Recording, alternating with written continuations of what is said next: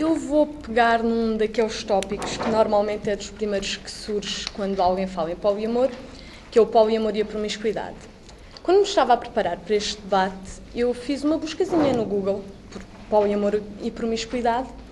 O debate está de parabéns, porque as primeiras 15, 20 referências no Google eram todas a ele. Depois vieram outras referências mais interessantes, vindas de blogs, vindas de fóruns, vindas até de um grupo no Facebook, relacionadas com a exposição que o poliamor tem tido ultimamente, em reportagens, em que o poliamor era classificado com coisas como poli pouca vergonha, uma que eu pessoalmente adorei, que foi alguém a comentar que no tempo dela as mulheres com mais de um parceiro chamava-se um nome pouco bonito que ela não ia pôr ali claramente. Ela está a citar. Eu estou a citar, não sei qual será o nome que a pessoa queria pôr. Há tantos nomes. Há tantos nomes. Ou o típico amar é dois, o amor perfeito, o amor certo só se partilha com uma pessoa e não o queremos partilhar com mais ninguém. Quando se ama surge o sentimento de posse, isto misturado com uma série de insultos e palavras bonitas dedicadas a quem vive o poliamor, a quem vê outras formas de viver, bastantes até inclusivamente às mulheres, que são vistas como as tais palavras muito bonitas, como estavas a dizer. Não te preocupes, agora não estou a citar, posso dizer. Que é a tal questão de se a mulher tem mais do que um companheiro, é uma puta de certeza. Não pode ser outra coisa. E se o homem que está com ela sabe disso e assume, meu Deus, é um burro, é uma besta. Não há outro nome para ele, tem que ser um imbecil. Claro que quando as coisas se viram ao contrário, não é? Quando é o homem que tem mais do que uma mulher, tal como a Inês estava a dizer, é um grande garanhão, é na paia, esse é que é esperto, então ele conseguiu que as raparigas soubessem.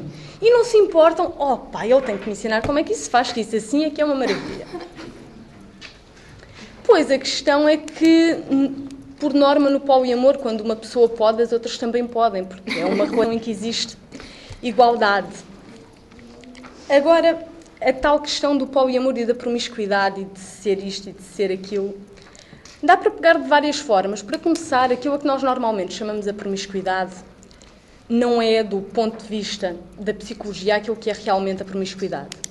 Em psicologia, quando falamos da promiscuidade e quando a promiscuidade aparece associada a algumas perturbações, como aparece, fala-se não simplesmente de ter um comportamento sexual com vários parceiros, e sim o facto de a pessoa ser incapaz de se comprometer com esses parceiros. Não é a questão de não querer, porque isso, cada um de nós pode escolher comprometer-se ou não se comprometer com quem lhe apetecer, com 1, 2, 5, 20 pessoas, isso é com cada um. A questão é o não conseguir. E isto leva-nos a outra questão, que é o compromisso. Porque a verdade é que nós aqui, estamos aqui, teremos todos maioritariamente mais ou menos a mesma idade, veremos provavelmente o compromisso de uma maneira que não é a forma como os nossos pais ou os nossos avós viam o compromisso. Há cerca de 50 anos atrás, talvez, o casamento era uma coisa que era para durar a vida toda. Acontecesse o que acontecesse.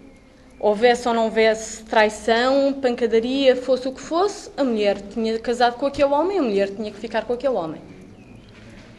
Há cerca de 20 e tal anos atrás, o divórcio já começou a ser uma coisa mais comum. As pessoas já se casavam com a possibilidade de divórcio, mas ainda assim era um pouco uma vergonha. E era a última oportunidade, portanto, para ir aí era preciso ser muito, muito grave. Hoje em dia já não é assim, nós não estamos a pensar que temos que ficar a vida toda com uma pessoa, mesmo que sejamos infelizes com ela. E a partir daí, se a noção de compromisso evoluiu desta maneira e se existe neste momento uma visão tão diferente daquilo que existia há algum tempo, porque é que para algumas pessoas o compromisso tem que continuar de uma forma limitada? Porque é que algumas pessoas continuam a dizer que o compromisso só pode ser amar a dois? Para elas pode ser, de facto, e é o que o Daniel diz, ninguém está aqui a tentar converter o resto do mundo ao poliamor. Se as pessoas querem amar a dois, se as pessoas entendem que na sua vida só conseguem perceber o amor dessa forma, muito bem. Agora, não passem disso para o facto de, por alguém amar mais do que uma pessoa, isso ser automaticamente promiscuidade. Sem contar que, pronto, também convém dizer que poliamor não significa que tenha que haver sempre sexo em grupo, que é aquela ideia muito associada quando vem o poliamor, a promiscuidade, são os menages e o sexo em grupo.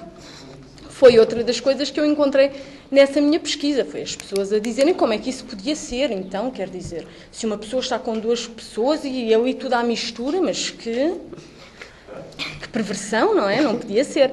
Pois, o poliamor não implica que o sexo seja a mais do que dois, pode ser, pode não ser, depende de cada um, depende daquilo que as pessoas quiserem.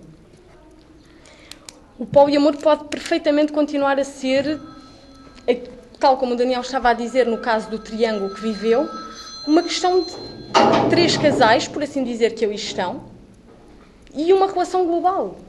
E não tem que haver, nem deve haver sequer, ingerência de umas relações nas outras. Quando isso existe, pode ser problemático.